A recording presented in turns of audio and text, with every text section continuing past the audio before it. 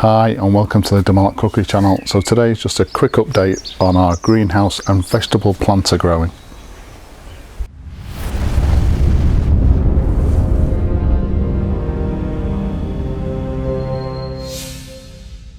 So as I've said in previous videos, there's a lot of synergy between being a keen amateur cook and also an amateur gardener. It's great to be able to make a meal from scratch, but even better if you can use some of the produce that you've grown yourself. So this is just an update video, one in a series of videos. We're looking at the vegetable planter which we made from the old pallet, and also the tomato and pepper and cucumber plants that we grew in the house and have now transferred into the greenhouse. We're going to see how they're getting on. So this is our vegetable planter from the old pallet. So lettuce, onion, beetroot and carrot, and obviously we've carried that on. We've already got lettuce from this planter, which is amazing. Got one lettuce left, which obviously once that's grown we'll be taking that out, and I've now reseeded the lettuce rows. With regard to the carrots, the beetroot and the onion, just going to let them grow a little bit further. We're starting to thin them out. A little bit difficult with the carrots at the moment, so I'm going to let those establish themselves a little bit more before I thin those out. It's obviously important that we do that. This has been a fantastic success already. I think we've had about 7 or 8 lettuce from this. The only problem we've got is, I don't know if you can see, but there's some large indentations, and that's where a fox has been jumping over the fence. This seems to be the entrance route into the garden for the fox. Don't really mind that. It just means we've got to repair the planting every now and again, but this has been a real success. If you haven't already made one of these, you can get access to an old pallet. I would definitely recommend doing that, and if you click in the top right hand corner of the screen, that link will take you to the video that shows you how to make one of these vegetable planters.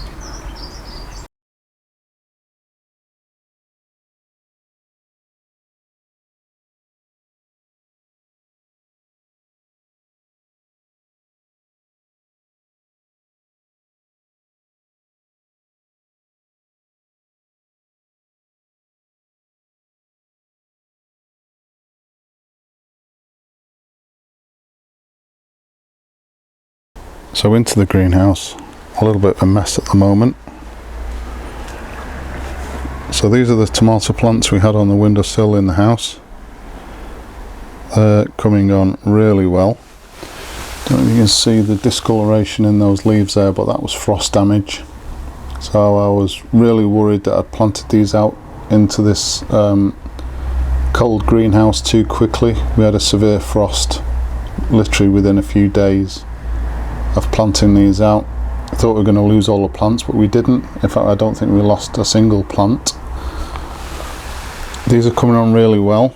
So the job that we're doing at the moment is just to pick out any of the shoots that come from between the leaf and the stem. Don't know if you can see that one there.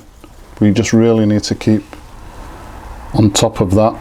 Otherwise what will happen is we'll just get all plant and hardly any tomatoes. And also obviously the job today is just to continue to support these with a tie against the canes. As I said in previous videos, I learnt from last year. So the tomato plants actually snapped all of the canes. They were that heavy with tomatoes. So this frame is really going to come in handy, something for us to tie to once that starts to happen. And as I've said in previous videos, this method of cutting the bottom off a builder's bucket, placing it onto a prepared bed of just normal old compost, is a real success, because the roots for the plant can go deep and then actually spread out into this bed as well, and that just creates a really strong plant So on this side we've got tomato plants.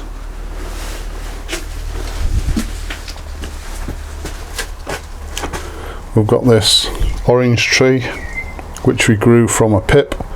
Didn't know at the time that it's really difficult, in fact it's almost impossible, when you grow something like this, a citrus plant, from a pip from fruit you buy in the supermarket, for it to actually flower. This has never flowered.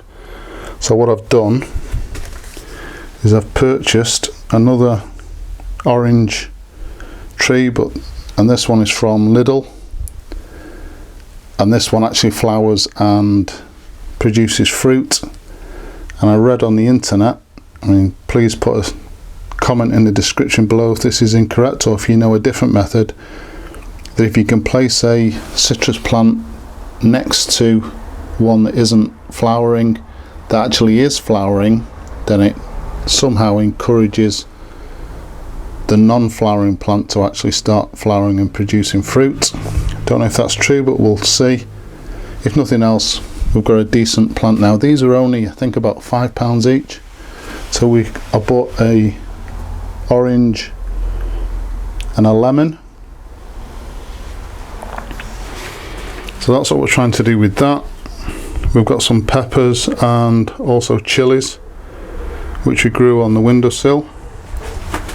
Had a spare plant, so I placed it in there, but these are in exactly the same growing method, even though these are troughs, exactly the same growing method as the builder's bucket. So I've cut the entire bottom off the trough so that the plant can grow roots into this compost in the trough, and then through and into the prepared bed.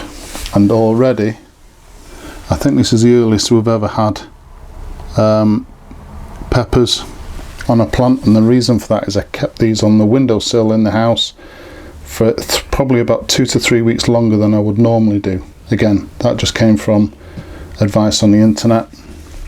This sorry looking thing is an old house plant which was dead, and I just wondered whether we could get it to come to life again if I placed it into this compost and out of a pot, and that's exactly what it seems to be doing.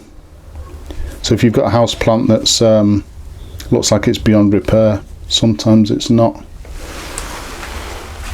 Also in the greenhouse we've got cucumber. So this is the mini cucumber, and we've got the sort of standard long variety that you see in the supermarkets. I'm just trying a new variety with this. So this is a sort of a hybrid between the long and the short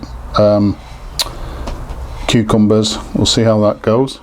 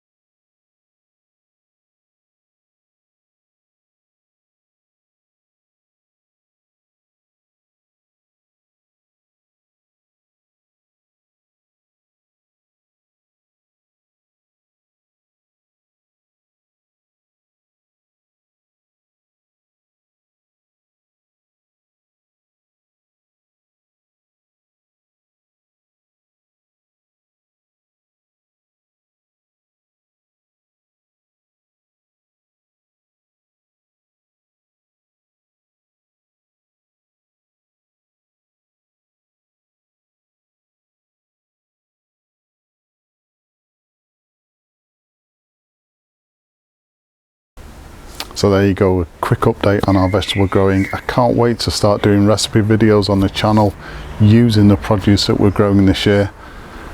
It's an absolutely fantastic day today. It's a bank holiday weekend, got a big family barbecue to prepare for today, so I better crack on.